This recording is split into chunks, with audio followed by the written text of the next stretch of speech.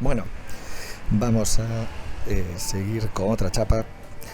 En este caso, chapa sobre Hume.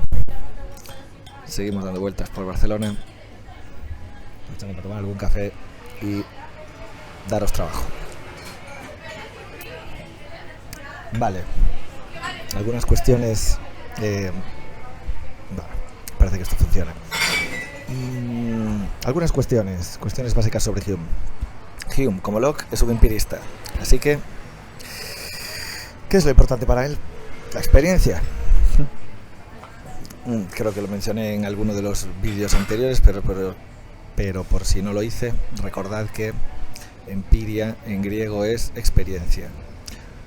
Un empirista sería algo así como un experiencista o algo por el estilo. Vale. Intentando vincular esta postura, la de los empiristas, con algunas de las cosas que ya hemos visto anteriormente, es muy fácil que los vinculemos con Platón en primer término. O sea, con vincularlo con Platón no me refiero a que sean parecidos a Platón. A lo que me refiero es a que, teniendo en cuenta ya el esquemita este clásico que hemos visto del mundo sensible y el mundo de las ideas, o mundo inteligible, mundo de las esencias o de las formas de Platón, podemos aplicar ese mismo esquema que ya tenemos muy trillado a ver de qué manera esta, vamos a decirlo así, ontología platónica, esta forma de entender el mundo y de entender el conocimiento, va siendo más o menos aceptada por algunos de los filósofos que van después de él y rechazada en mayor o menor medida por otros. En este caso, ¿para qué nos sirve coger este esquemilla platónico? Para decirlo con una patada, ¿para qué nos sirve este esquemilla? Para pensar el empirismo como una filosofía que le otorga el primer lugar, la mayor importancia al mundo sensible, y es a ese mundo sensible al que llama experiencia. Así que, en principio, podemos asumir que un empirista es un filósofo o filósofa que pone la experiencia en primer lugar y entiende por experiencia, normalmente, puede haber algunas diferencias entre algunos, pero normalmente entiende por experiencia el mundo que percibimos a través de los sentidos. En eso es parecido a lo que, digamos, por ahí podemos seguir tirando la línea, por ahí podemos seguir utilizando algunos conceptos de Platón que nos sirvan para entender el empirismo. Mundo sensible, mundo de los sentidos, mundo que percibimos a través de los sentidos. Ese mundo sensible es lo que va a ser la experiencia para los empiristas, ¿vale? Y esto es cierto tanto para Locke como para Hume. Bien, otra cuestión a tener en cuenta: tanto Locke como Hume son ingleses. Aquí tenemos una dimensión, vamos a llamarlo así, política, estatal, nacional o territorial, como uno quiera denominarla, que nos sirve para ver que en un momento determinado y en unos países determinados surgen ahí va, una buena reiteración, pero vamos a seguir con ella. Surgen determinado tipo de ideas. O sea que el empirismo es una corriente que ha sido por un lado ha sido y es predominante en los países, vamos a llamarlo así, anglosajones, y ha sido o ha nacido o ha tenido su mayor fuerza en estos países. Habría muchas hipótesis, digamos, a la hora de explicar por qué el empirismo está más vinculado al mundo anglosajón. Una de ellas tiene que ver, poniendo en este caso algo de contexto a la cuestión, ¿cómo llamarlo así? Bueno, por un lado filosófico-histórica, o sea, la vinculada al desarrollo de la historia de determinadas ideas, no filosófico-históricas, solo filosófico-religioso-histórica, vamos a decirlo así. ¿Qué quiero decir con este palabra? Que a la hora de entender por qué hay semejante dominio del empirismo en Inglaterra, es necesario que lo pongamos en contexto con el dominio de las ideas protestantes en los países anglosajones. En su momento ya comentamos en clase la importancia del nacimiento de la aparición, digamos, de la imprenta y de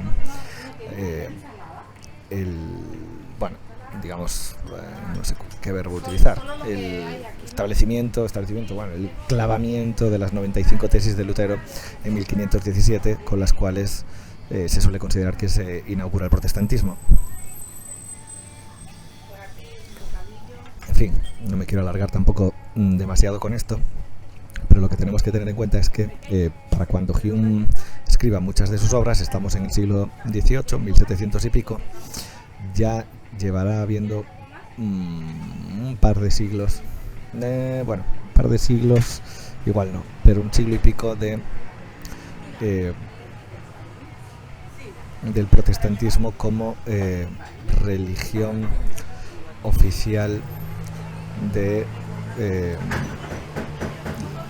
vamos a decirlo así, Gran Bretaña. Hume es escocés, no es inglés como Locke, pero igualmente digamos que se encuentra dentro de la misma esfera. Vale, esto al menos también ha de servirnos para no perder de vista, o sea, con esto me refiero a la influencia que las ideas religiosas protestantes han tenido determinadas corrientes filosóficas, aunque no se ve ahora, digamos, directamente cómo es que el protestantismo influye sobre Hume. Basta por ahora, por lo menos, con que sepáis que parte de Europa sigue permaneciendo católica. Pues en el caso de... A ver, esto también depende mucho dentro de cada país, pero bueno, vamos a decir en líneas generales. Parte de Europa sigue permaneciendo católica, como Francia o España, y parte de Europa se hace protestante, como sucede en primer lugar en el caso de Alemania, pero como sucederá después con Inglaterra, con Gran Bretaña. Vale, entonces, primero, factor, vamos a decirlo así, por utilizar más conceptos específicos, ontológicos, factores ontológicos y epistemológicos, primero a tener en cuenta a la hora de hablar del empirismo, es decir que el empirismo ontológicamente, si pensamos como pensaba, estoy de nuevo siempre cogiendo como referencia a Platón, porque no es sencillo, digamos, aplicar su esquema a lo largo del tiempo. Ontológicamente, desde un punto de vista empirista, no se habla de que exista otro mundo de ideas con una existencia real, así que el empirismo, al partir de la experiencia, no postula otro mundo distinto que sería más real que el actual. Perdón. Por otro lado, a nivel epistemológico, tendríamos que, precisamente a la hora de entender de dónde sale el conocimiento, el empirismo cree que sale de la experiencia, así que no hace falta, por decirlo así, que postule otro mundo para poder explicar que conocemos. Podemos ver cómo...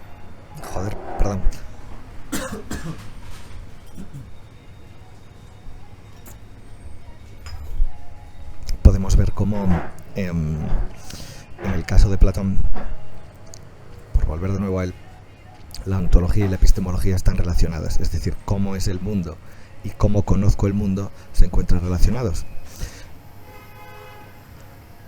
El hecho de que Platón crea que hay dos mundos influye en la manera en la que cree que se conoce ese mundo. Si hay otro mundo, un mundo distinto donde están las esencias, la manera en la que conocemos es distinta porque se vuelve dependiente de cómo entendemos, de cómo aprendemos a través de ese otro mundo. Si para Platón no es suficiente con lo que nos rodea, no es suficiente con los sentidos, no es suficiente con la percepción, Si para Platón tiene que haber algo más que explique el hecho de que conocemos y no basta con lo que percibimos a través de los sentidos, sino que esa es una parte de ello, pero ni siquiera la más importante, es, digamos, inevitable, por decirlo así, que haya que pensar, que apelar, que haya que crear otro tipo de instancia que nos ayude a comprender este mundo, y ese sería el mundo de las ideas de Platón. Así que ontológicamente se genera otro mundo, y epistemológicamente el mundo habitual en el que vivimos no se vuelve comprensible, sino es a través de ese otro mundo. En muchas ocasiones, como veréis, ontología y epistemología, estoy diciendo muchas ocasiones, quizás en todas, ontología y epistemología están muy estrechamente vinculadas. En el caso del empirismo, al ser un experiencialismo, por decirlo así, al ser un movimiento filosófico que hace énfasis en lo que percibimos y que cree que todo lo que conocemos viene de lo que percibimos, no necesita postular otro mundo del cual extraemos el conocimiento, porque el conocimiento es el que tenemos a través de los sentidos. Vale, estoy repitiendo un poco esto, pero es importante calar la idea de que ese es el principio del conocimiento empirista, lo que vemos. Vale, y retomando lo que comentaba antes, además de los factores ontológicos y epistemológicos, recordad también este otro factor, vamos a llamarlo contextual, cultural, histórico-religioso, filosófico, histórico-religioso, etcétera, que es el de la influencia del protestantismo sobre los países en los que en este caso surge el empirismo. También os animaría a tener en cuenta la influencia del catolicismo en aquellos países que siguieron siendo católicos. No, la influencia que tiene el contexto histórico y cultural no es una cuestión exactamente matemática, es decir, no es como que todos los pensadores que sean católicos piensan católicamente. O sea, no es que todos los pensadores que hayan nacido en un país católico o en una parte de un continente, de Europa en este caso católica, vayan a pensar católicamente, pero encontramos que hay un cierto dominio o una mayoría de autores que así lo hacen, y pasa lo mismo en el caso de los empiristas. Por eso tenemos, como digo, empiristas anglosajones, como en este caso Locke, Hume, y también incluso, aunque no entre en el temario de la materia de historia de la filosofía, pues otros como Adam Smith, que probablemente habéis visto en materia de economía, y bueno, y otros autores también como Berkeley, que es otro autor empirista que también es anglosajón. Vale, bien. Ahora, metiendo un poco ya a Hume en el petate. Voy a ver la chuleta. Dadme un segundo.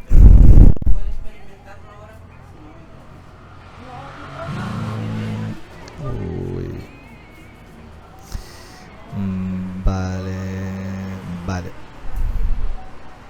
Un momento.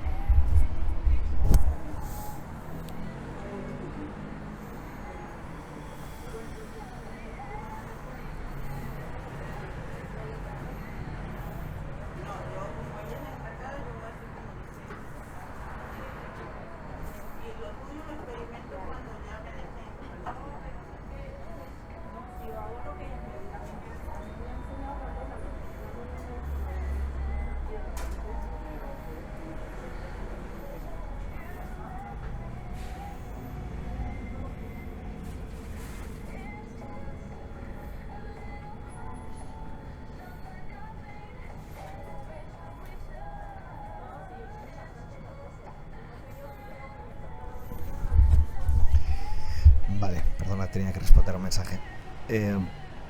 A ver. Vale. Vale, Hume. Poniéndonos prácticos, no tenemos que perder de vista que lo que se nos pregunta sobre Hume es la crítica a las ideas de causalidad y sustancia. Vamos a llegar ahora en un momento a ellas. Primero vamos a decir un par de cosas más para dar un poquillo más de contexto. Una importante es que en el caso particular de Hume, aunque Hume emplea la palabra percepción, sí, como sabéis, como veis, como he dicho, es una palabra importante para los empiristas. Aunque Hume emplea la palabra percepción, con percepción no se refiere únicamente, vamos a llamarla así, a la percepción externa. Es decir, Hume cree que hay percepción de los fenómenos internos, es decir, de la conciencia, de lo que pensamos. Vale, esto es una cuestión muy boba, digamos, muy de términos, pero os animo a tenerla en cuenta para poder ser específicos si os toca hablar de este autor. Entonces, percepción es una palabra que Hume emplea tanto para lo que percibimos aquí no es una buena palabra a emplear, para lo que recibimos de la experiencia exterior. A mí me pone un bocata esto. Y como decía, en fin, percepción también vale para el mundo interior. Total, ¿qué diferencia va a establecer Hume entonces? ¿Qué palabras va a utilizar él, dado que percepción para él es percepción externa o percepción interna? ¿Qué palabra va a emplear él para distinguir estos dos tipos de percepciones? Una muy importante, la importante no, pero una bien importante que tenéis que quedaros, que utiliza Hume, es la palabra impresión. O sea que lo que percibimos, lo que habitualmente en nuestra vida cotidiana actual, hoy nosotros entendemos con percepción, para Hume es una impresión.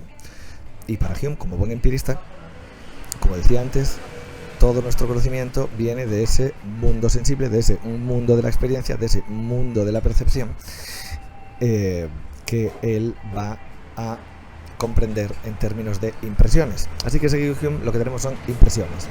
Yo tengo impresiones ahora mismo por este camión que pasa por detrás y hace ruido. Tengo impresiones cuando me bebo el café. Tengo impresiones cuando estoy viendo a la camarera venderle un café a una gente que está ahí. Hay impresiones, en fin, por todo el rato, todo el rato, por todas partes. Parte importante también que mete Hume aquí y en la que muy pocos autores hacen hincapié a la hora de entender qué se nos queda a nosotros dentro, ¿no? ¿Qué recordamos? Hume va a decir que hay impresiones de distinta intensidad. Y esto a lo mejor es una cosa, como digo, muy, muy boba, pero muy evidente a lo mejor para vosotros, pero Hume hace especial hincapié en ello. ¿Qué genera huella en nosotros? ¿Con qué nos quedamos? Con las impresiones más intensas. Hay demasiadas impresiones en el mundo, hay demasiadas percepciones de las que tenemos, muchas de ellas son irrelevantes. ¿Qué se queda con nosotros? Como decimos, las impresiones más intensas o fuertes, vamos a decirlo así. Eso no quita que no haya también otras menos fuertes, digamos, que tengan cierta importancia, pero Hume va a hacer énfasis en que, sobre todo a la hora de explicar la memoria, en la fuerza de las impresiones. Bien, ahora, otra parte importante. ¿Cómo le llama Hume a las percepciones internas, no a las que tenemos del mundo externo? A esas percepciones internas Hume las llama ideas. Aquí vuelve a aparecer la palabra idea. Pensad que la palabra idea ya desde Platón está por ahí sobrevolando y dando el coñazo siempre.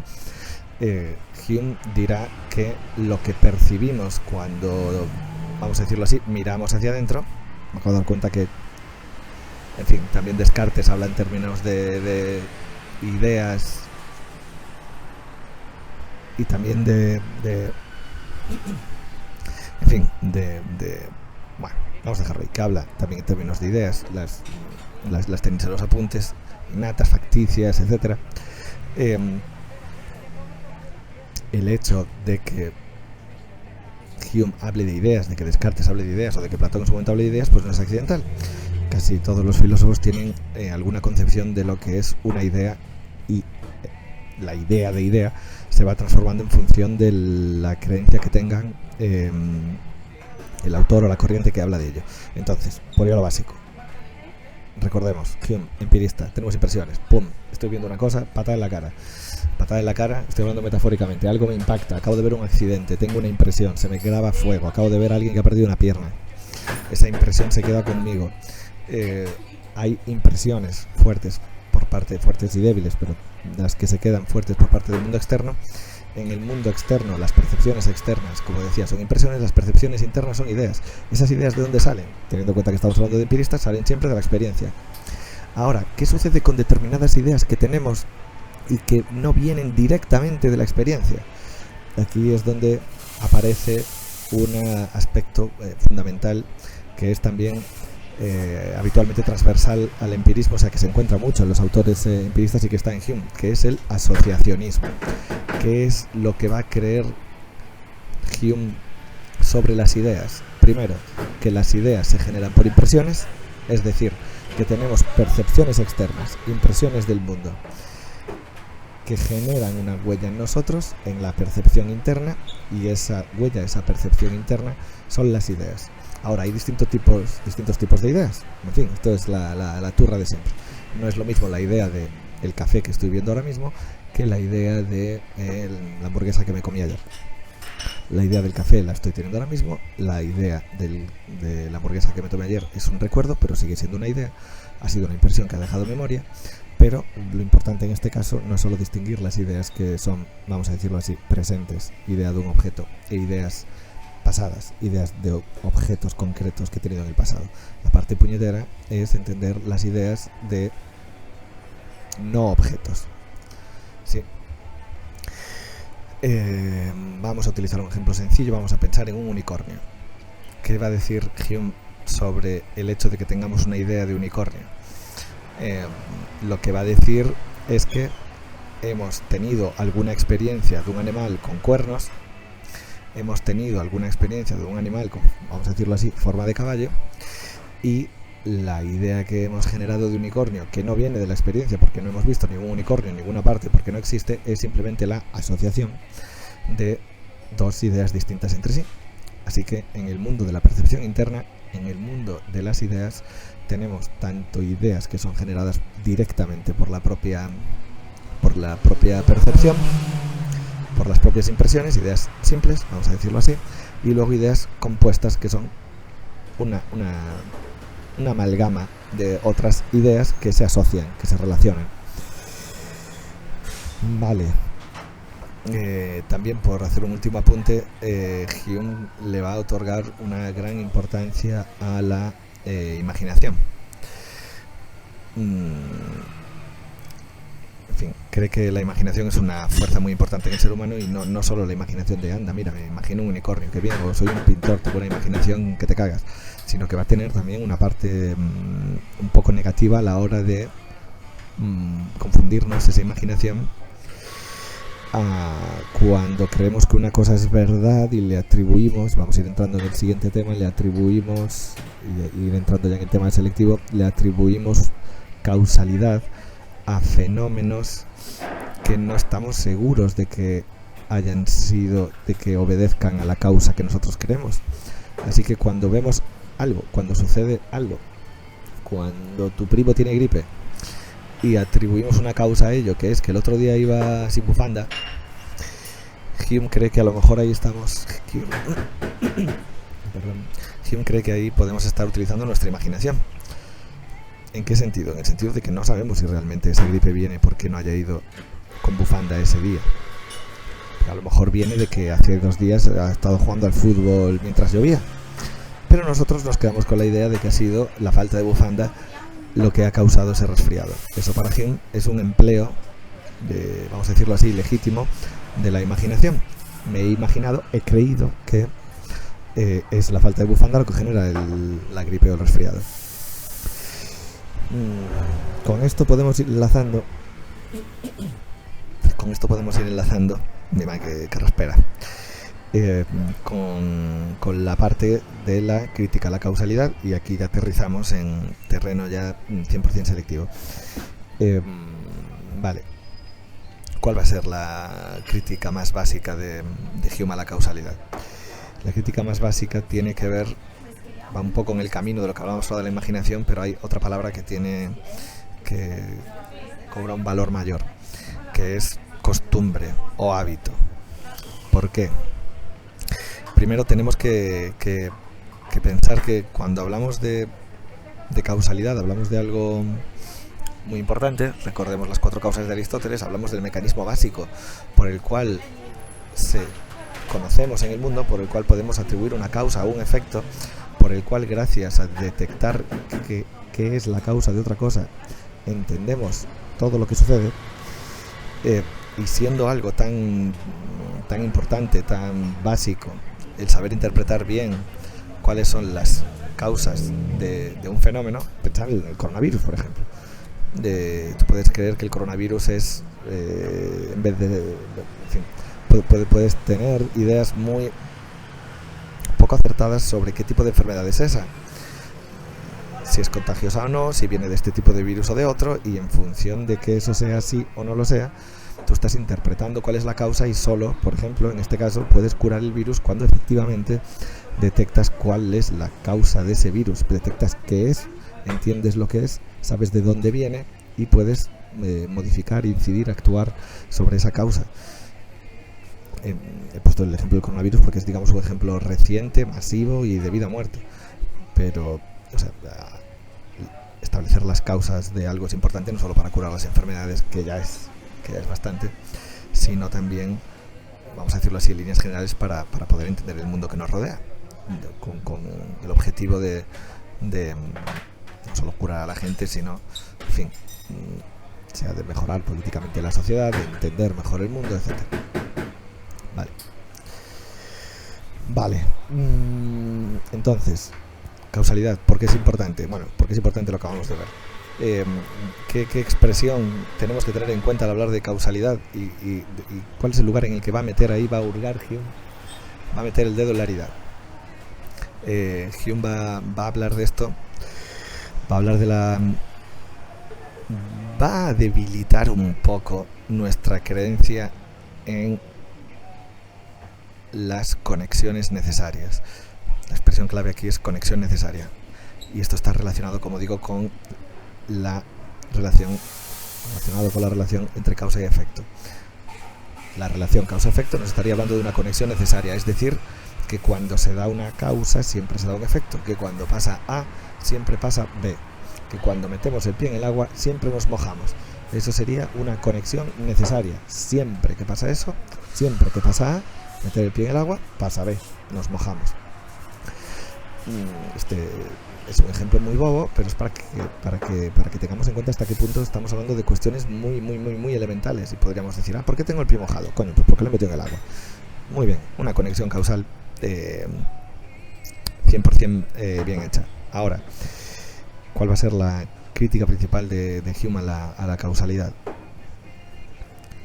Que agarrarse un poco a la curva. Pues según Hume, cosas como que digamos que hay una conexión necesaria entre que metamos el pie en el agua y se nos moje, puede que sea no una conexión causal, sino producto del hábito, producto de la costumbre. ¿Qué está diciendo? Que a lo mejor creemos que al meter el pie en el agua se moja, no porque estemos estableciendo una ley universal, causal y necesaria por la cual bla bla bla bla, metemos el pie en el agua se moja, no, sino porque siempre que hemos metido el pie en el agua se ha mojado. Es decir, que eso para Hume no tiene por qué ser una conexión causal 100% cierta, sino que puede ser simplemente lo que ha venido pasando hasta ahora. Es decir, producto de una costumbre, producto de un hábito, producto de que hemos interpretado desde utilizando nuestro pasado y nuestro presente, y solo porque eso ha sido así siempre hasta ahora, corremos el riesgo de creer que eso es así y siempre será así.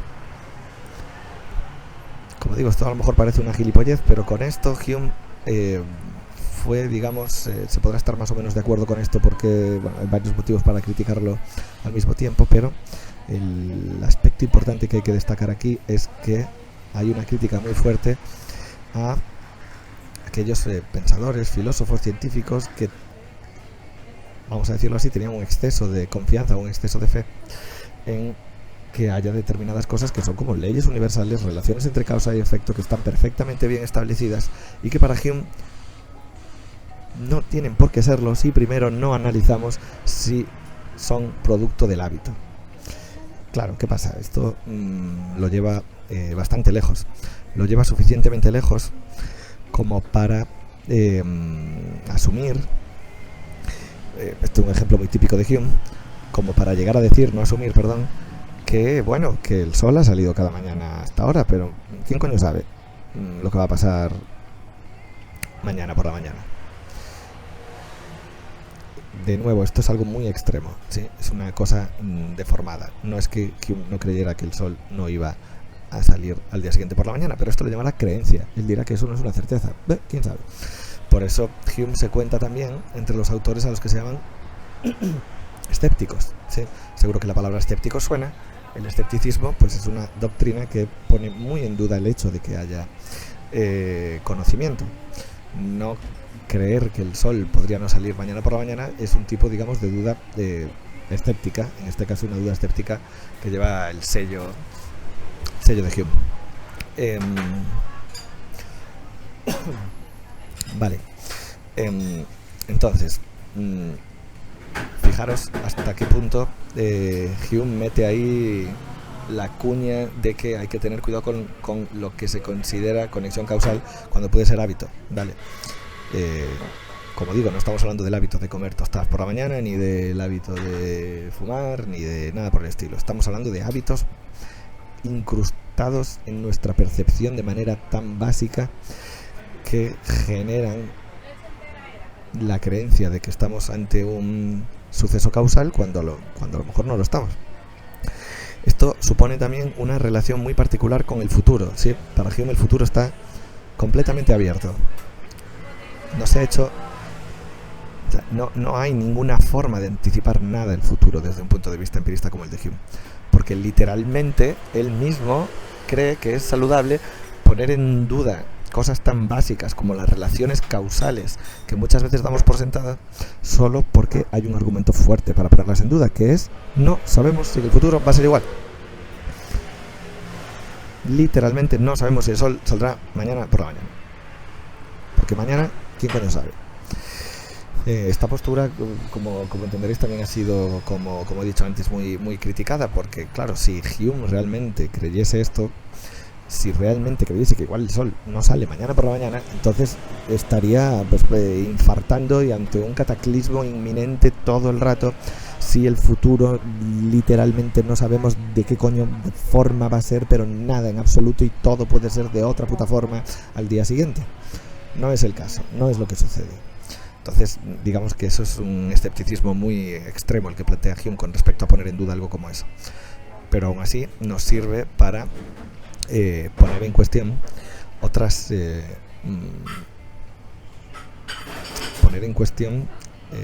digamos ciertas, vamos a poner un ejemplo, iba a decir ciertas formas de ver la realidad que son producto de la costumbre y no de una ley, un conocimiento ni una conexión necesaria.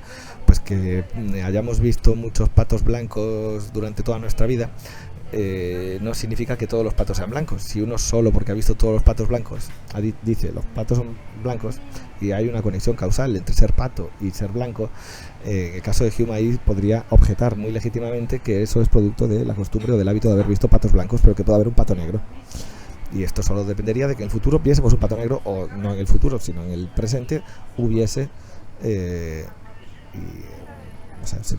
pudiese observar un pato negro. Entonces ya se jodería la creencia en que hay una conexión causal entre la blancura y ser pato, por ejemplo. Sí, ejemplo bobo, pero para que lo tengamos en cuenta. Y bien, vamos a pasar a otro aspecto, el último ya, antes de cerrar, que es el de la crítica a la sustancia. Crítica a la sustancia. Bueno.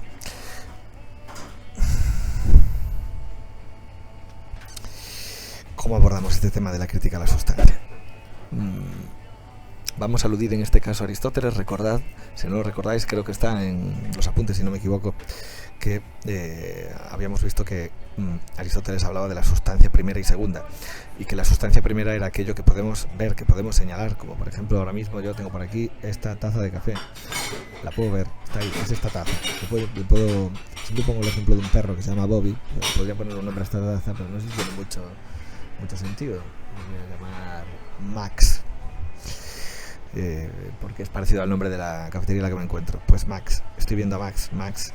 De hecho, no haría falta ni que le pusiera nombre, porque como os comenté en su día, Aristóteles cree que la sustancia primera principalmente se señala, es decir, se ve, ni siquiera hay que ponerle nombre. Así que esto que tengo en la mano sería una sustancia primera. Ahora, ¿qué sería la sustancia segunda que está mezclada con la primera y por la cual ya tenemos que ponerle un nombre a esto? Pues sería taza.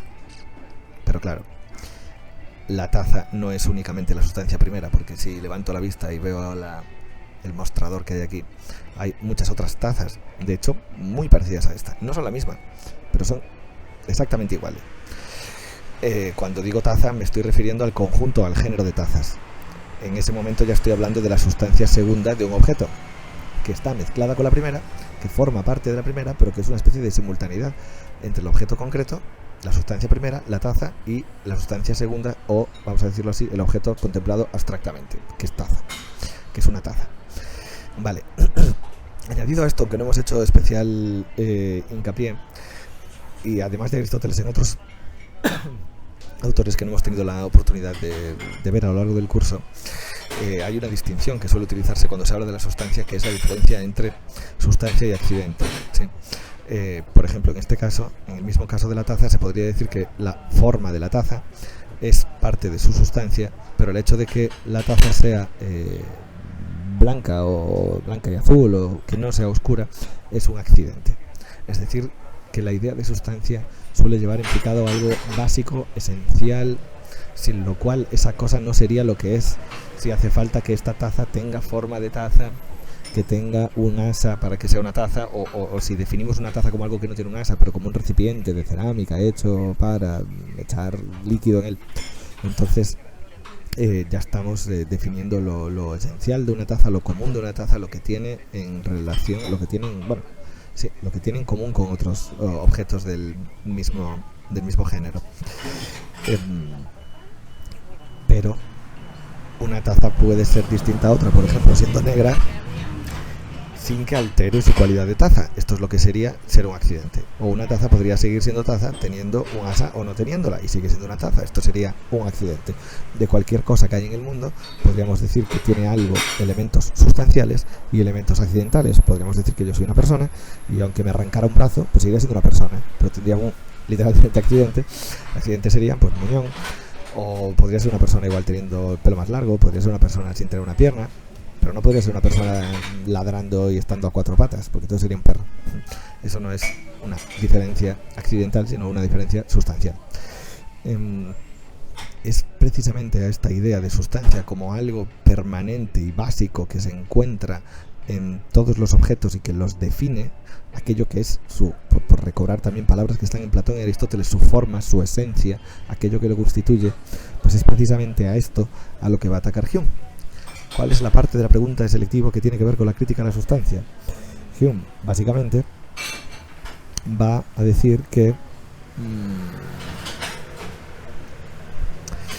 no tenemos por qué afirmar que ahí hay una sustancia. ¿Cómo sabemos realmente que no todo es accidente? ¿Por qué no ver aquello que creemos que es sustancial como algo también accidental?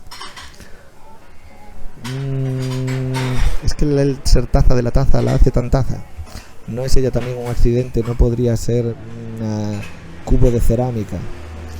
La diferencia entre algo que es sustancial o accidental no es un poco caprichosa. No podemos decir que es accidental un poquillo la diferencia entre una silla y un sillón.